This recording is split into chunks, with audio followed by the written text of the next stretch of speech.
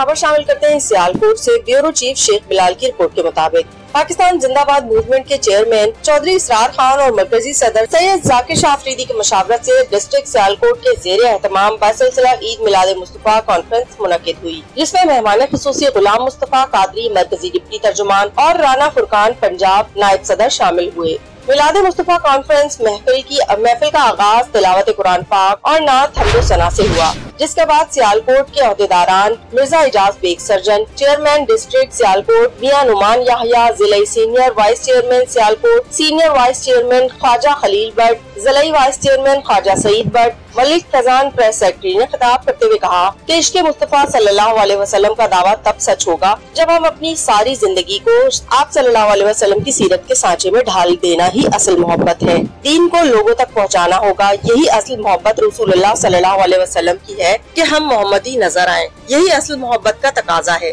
मिलाद Mustafa conference में सैकड़ों की तादाद में लोगों ने शिरकत की और सियालकोट के अलावा डस्का के चेयरमैन कारी आयतुल्लाह ने भी खुसूसी शिरकत की। महफिल मिलाद मुस्तफा के आखिर में मुल्क कौम और पाक फौज के हक में दुआ की गई। आने वाले मेहमानों को खुसूसी लंगर भी तकसीम किया गया।